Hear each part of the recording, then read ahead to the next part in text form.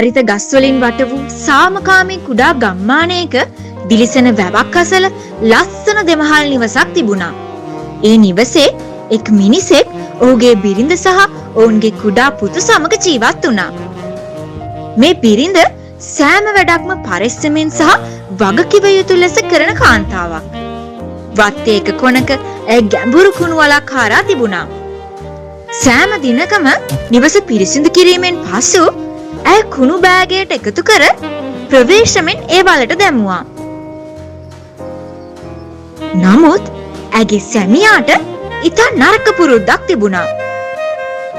කුණු වල භාවිතා කිරීම වෙනුවට ඔහු රහසින් කුණු බෑගය අසල ඇති වැවට ගෙන ගොස් වතුරට විසික් කිරීමට පුරුදු වී සිටියා. ඔහු ඒ කරන ආකාරය දකින සෑම අවස්ථාවකම ඔහුගේ බිරිඳ ඒට විරුද්ධ වුණා. එහෙම කරන්න එපා, ඇය පැවසුවා.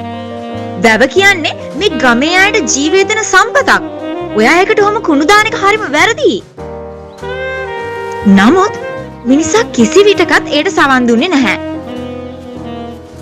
කුණු වලකට දමා ඒ වැසීමට ගතවන කාලය නිසා මෙහෙම කරන එක හරිම ලේසි. ඔහු නොසලකිලිමත්ව පැවසුවා. දිනෙන් දින අපිරිසිදු ප්ලාස්ටික් බෑග් වැවේ මතුවිට පාවෙන්න ගත්තා. වැව තුල කුසගින්නෙන් පෙළෙන අයාලේ යන කිඹුලෙක් ජීවත් වුණා. සෑම උදෑසනකම කිඹුලා මේ පාවෙන කුණු බෑග් දෙසට පිහිනා ඇවිල්ලා කිඹුලාගේ තියුණු දත් භාවිතා කරමින් ඒ ප්ලාස්ටික් ඉරා එහි තියෙන ආහාර හොයන්න පටන් ගත්තා. කුණු මල්ලේ කෑලි ඉවතට ඇදගෙන යන විට කුණු වූ ආහාර මේ ජලය පුරා විසිරී පැතිරී යන්න පටන් ගත්තා. සෙමෙන් කාලයක් පැහැදිලිව තිබිච්ච මේ විල අපිරිසිදු වෙලා දුග දහමන්න පටන් ගත්තා. එහි සිටි මාළුන් අතුරුදහන් වුණා. කුරුල්ලන් පැමිණෙන එක නැවතුණා. සුන්දර විල එහි ජීවිතේ නැති කරගන්නවා වගේ පෙනී ගියා.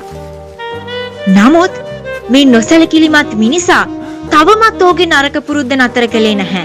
ඔහු ඒ දිගටම කරගෙන ගියා. පසුව එක් සන්ධ්‍යාවක මේ සියල්ලම වෙනස් වුණා. සුපුරුදු පරිදි මිනිසා තවත් කුණු මල්ලක් රැගෙන වැවට ගියා. කිඹුලා ජලයේ සිට හොඳින් බලාගෙන සිටියා. කුණු වැවට විසිකිරීමෙන් පසු මිනිසා ආපසු හැරි නිවස වෙත ඇවිදගෙන ගියා. කුතුහලයෙන් සහ කෝපයෙන් කිඹුලා නිහඬවම ඔහු පසුපස ඇවිදගෙන ගියා.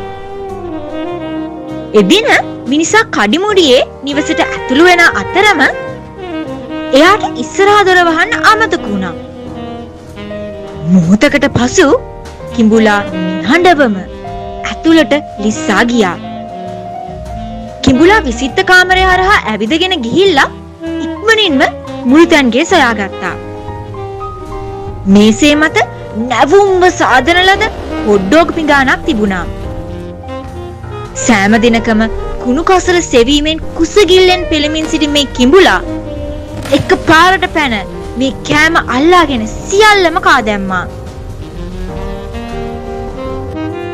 ඉන්පසු කිඹුලා නිහඬවම මුළුතැන්ගේ මේසේ යට සැඟවී සිටියා.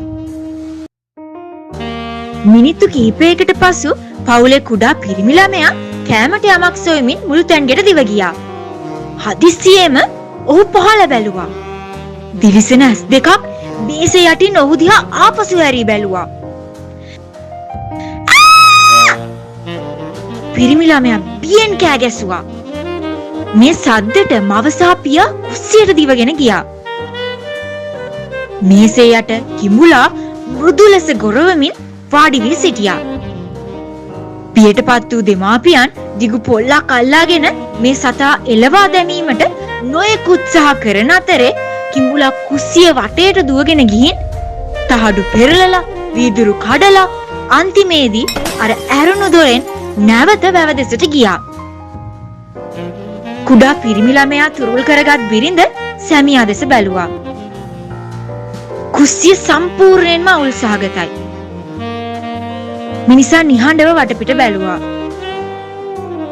ඊට පස්සේ එයාගේ බිරිඳ දිහා සමාව අයදින මුවාවෙන් බැලුවා.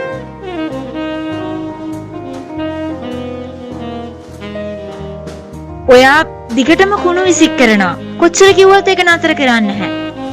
ඒකෙන් අද අපේ ගෙදරටම කරදරයක් වුණා. පළමු වතාවට මිනිසාට එයාගේ වැරද්ද තේරුම් ගියා. එදා ඉඳන් එයා කවමදාවත් ආයෙත් වැවට කුණු දැම්මේ නැහැ.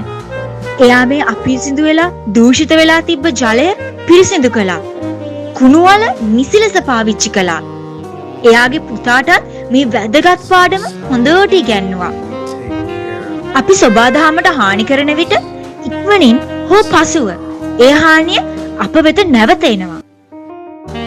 වැව නැවතත් සෙමෙන් පිරිසිදු වුණා. අන්තිමේදී මිනිසා මේක ඉගෙන ගත්තා.